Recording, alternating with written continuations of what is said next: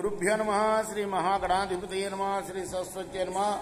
భక్తులారా, వ్యాస ప్రోక్త భాగవత మహాపురాణం యథాతథంగా చెప్పుకున్నాం. ఇందులో భాగంగా 12 స్కందాల్లో 2 స్కందాలు పూర్తి చేశాం. 3వ స్కందంలో 43 భాగాలు చెప్పుకున్నాం. ఈ రోజున 44వ భాగం చెప్పుకుందాం. చెప్పుకునే ముందు వ్యాస భగవాన్ని ప్రార్థన చేసుకుందాం.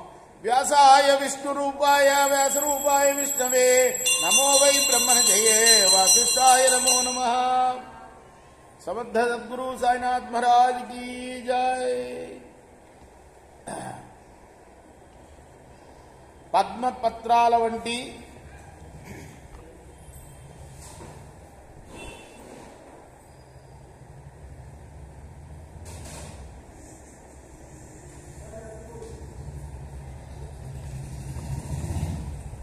నేత్రాలు కలిగి భక్తుల్ని పరమవాత్సల్యంతో పాలించే దేవదేవ సనక సనందనాథుల స్తుతి. స్వామి బయట గొడవ జరుగుతుంటే తనంతర తాను బయటికి వచ్చాడు. ఏమిటా గొడవ? జయ విజయులు వాళ్ళని అడ్డగిండించడం, వాళ్ళు చెప్పించడం, ఇవన్నీ జరుగుతున్నాయి. అది చూసి తనంతర తాను వచ్చి ప్రత్యక్ష దర్శనమిచ్చాడు సనక సనందనాథులకు. అప్పుడు వాళ్ళు స్తుతిస్తున్నారు ఆయన్ని. ఓ పద్మపత్రాల వంటి నేత్రాలు కలిగి భక్తుల్ని పరమవాత్సల్యంతో పాలించే దేవదేవా, నీకు తనయుడు మాకు జనకుడు అయిన బ్రహ్మదేవుడు నిన్ను సందర్శించే ఉపాయం మాకు ఉపదేశించాడు. అటువంటి నీ దివ్య మంగళ స్వరూపాన్ని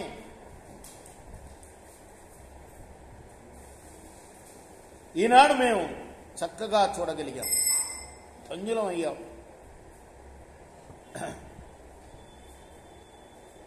ఓ ప్రభో, మా జన్మ సార్థకమైందయ్యా. నువ్వు దుర్జనుల హృదయంలో కూడా ఉంటావు. అయితే వారి భావనలకు అందవు. నువ్వు పట్టుదలతో నీ దివ్య మంగళ విగ్రహాన్ని ఆశ్రయించి ఆరాధించే వారిని అపార కారుణ్యంతో చేరదీసి నీ వారినిగా చూసుకుంటావు. వారికి సంతృష్టిని కలిగిస్తావు. కమలాక్ష, సకల భువన ప్రజాధ్యక్ష, నిన్ను దర్శించాలనే అభిలాష కలగటం వల్ల మాటి మాటికి నిన్ను గురించి చెప్పుకొనడం వల్ల సుస్థిరమైన భక్తి యోగం అవగతమవుతుంది. రాగద్వేషాలు తొలగినటువంటి యోగజనుల మనపద్మాల్లో నువ్వు ఆసీనుడవై ఉంటావని ఆత్మవిధులందరూ కూడాను తెలుసుకుంటారయ్యా.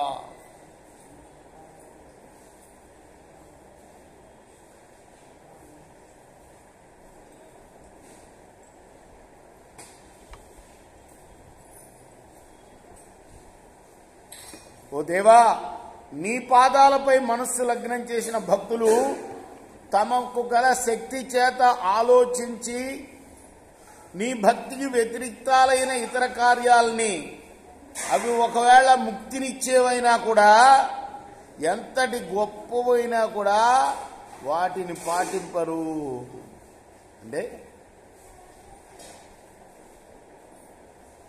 ముక్తిని ఇచ్చేదైనా సరే వదిలేస్తారట, కానీ నీ పాదాలను విడవరయ్యా భక్తులు.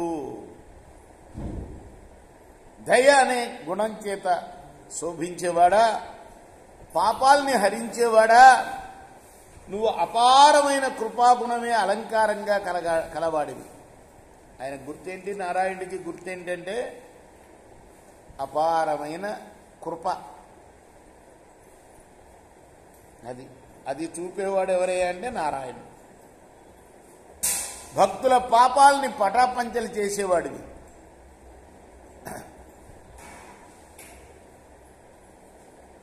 పవిత్రమైన యశో విరాజితమైన చరిత్ర కలవాడివి.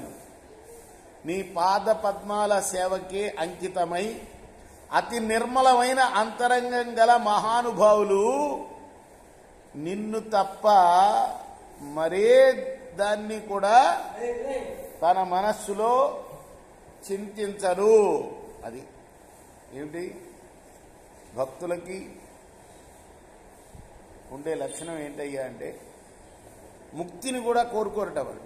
ఎప్పుడు మనస్సులో ఆయన పాదపద్మాలని స్మరించుకుంటే భాగ్యం కలగజేయమనే కోరతారట వాళ్ళు.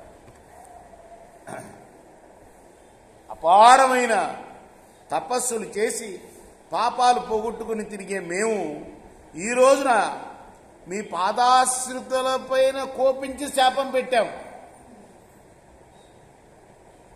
ఆ విధంగా మహాపాపానికి ఒడిగట్టామయ్యా మేము.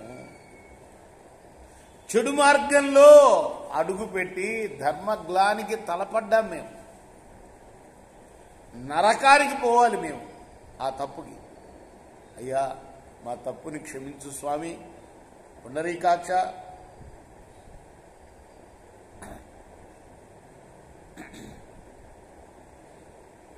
అయ్యా నీ పద్మాలని ఆసక్తితో అనురాగంతో ఆరాధించడానికి వచ్చాం మేము వచ్చి ఈ పని చేశాం, తప్పుడు పని చేశాం. క్షమించు స్వామి. పద్మనాభ లక్ష్మీ వల్లభ నీ పాదార విందాలపై అర్పింపబడి అందాలు చిందే ఈ తులసి పవిత్రమైనట్లుగా నీ కథామృతంతో కూడిన వాక్కులను కల్మషం లేకుండా విన్న మా చెవులు కూడా గొప్పగా విలసిల్లినవై పరమ పవిత్రాలై భాసిల్లుతాయి స్వామి. దీన్నంతా స్తుతి అంటారు. శ్లోకాలు చక్కగా స్వామి ఎదురకుండా పారాయణం చేసుకుండే శ్లోకాలు. మనమేమో ఇంతకుముందు ప్రతి శ్లోకం దాని అర్థం చెప్పుకున్నాం. ఇప్పుడు కేవలం అర్థం మాత్రమే చెప్పుకున్నాం. శ్లోకాల రూపంలో స్తుతి చేసుకుంటే రోజు చాలా మంచిది.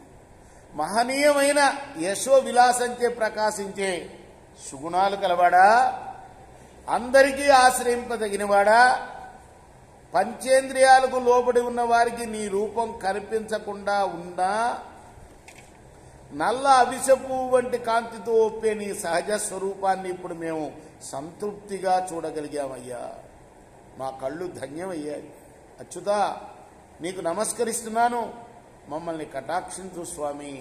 ఈ విధంగా సనక సనందనాదులు ఆ గోవిందుడి యొక్క పాదార విందాలకు మొక్కి భక్తితో పరవశించిన మనస్సు కలవారై ఆ విధంగా వాళ్ళు స్తుతి చేశారు. అప్పుడు ముకుందుడు సంతుష్టాంతరంగుడయ్యాడు. మునిపుంగవులతో ఇలా అన్నాడు, ఈ ఇరువురు జయ విజయులు, నా ద్వారపాలకులు, దేవతాస్వరూపులైన మిమ్మల్ని లెక్క చేయకుండా నా ఆజ్ఞను అతిక్రమించి చేసిన నేరానికి మీరు వీళ్ళిద్దరికీ తగిన శిక్షనే విధించారు. అది నాకు ఇష్టమైన విషయం అయ్యా. అంతేకాదు సేవకులు చేసే అపరాధం యజమానిదేది. గొప్ప నీతి చెప్తున్నాడు స్వామి. కాబట్టి మీ తప్పులు నేను మన్నించడం కాదు, నా సేవకుడు చేసిన తప్పు నేను చేసిన తప్పే, నన్నే మీరు మన్నించాలి. ఎంత ఇష్టం భక్తులంటే భగవంతుడికి చూడండి కదా. భయంకరమైన కుష్టు రోగం దేహంలో పుట్టి ప్రవేశించినప్పుడు చర్మం చెడిపోయి రంగు మారినట్లుగా సేవకులు తగని పని చేయటం వల్ల ప్రభువుల యొక్క యశస్సు నశించి పేరు ప్రతిష్టలు దెబ్బతిని కీర్తి నశిస్తుంది. ఆ ప్రభువుల యొక్క కీర్తి మీ వల్ల నాకు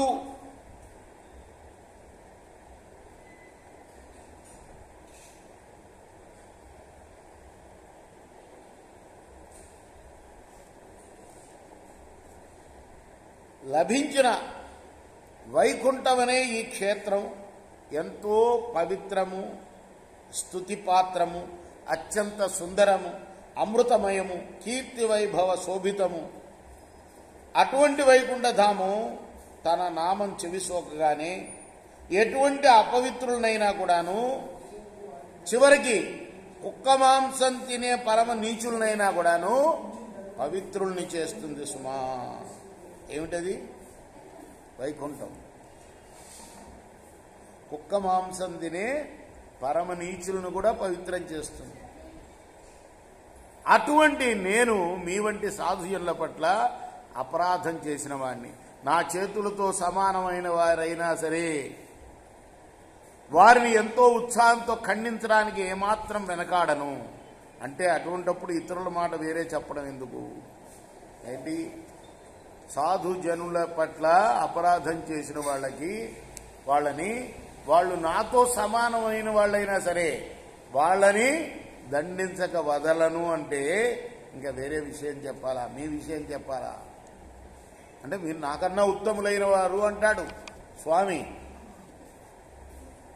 బ్రాహ్మణ శ్రేష్ఠుల పరిచర్య వల్ల ప్రాప్తించినట్టుది, సర్వ పాపాలని శమింపచేసేది, సమస్త లోకాలను పవిత్రం గావింపగలేది అయిన గంగ నా పాదాల్లో ప్రాదుర్భవించింది సుమా. అటువంటి నన్ను విరక్తుడని తేలిగ్గా భావించకుండా శుభకరమైన తన కడగంటి చూపులనే పూల దండలతో సకల సంపదలను ఆకర్షించగల లలనామణి లక్ష్మీదేవి నా వక్షస్థలాన్ని అలంకరించింది.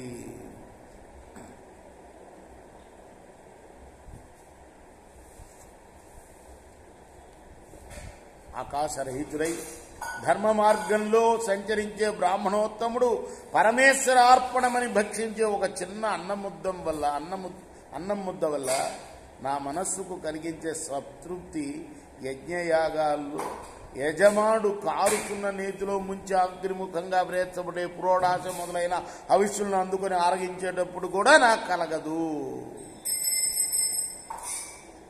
చూసారా, బ్రాహ్మణోత్తరం యొక్క గొప్పతనం చెప్తున్నాడు. ఎందుకు?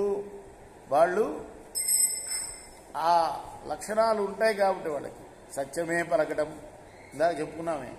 కాబట్టి అటువంటి బ్రాహ్మణోత్తముడు ఒక చిన్న మిద్దను తింటూ ఇది పరమేశ్వరార్పణమస్తు అంటే తింటూ ఉంటాడే, అది దానివల్ల నాకు కలిగే తృప్తి ఉన్నదే. అంటే ఈ సనక సనందనాథులు బ్రాహ్మణోత్తములు కదా, వాళ్ళని గురించి పొగుడుతున్నాడు అనమాట. వాళ్ళు పరమేశ్వరార్పణ ముద్ద నాకు పెద్ద పెద్ద యజ్ఞాలు చేసి అందులో పురోడాశం వేస్తారే, బాగా నేత్తో కారుతున్న పురాడాశం, దానివల్ల కూడా నాకు కలగదు.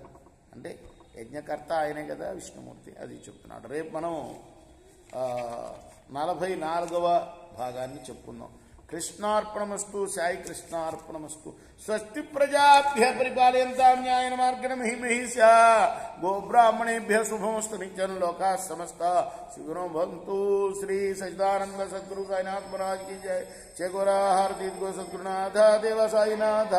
పాంచభౌతిక తత్వంలోని హారతులు తుమ్రా నిర్గుణమ స్థితే వీడి ఎట్లి ఆకారం పొందిదు ఓ సాయిరాం.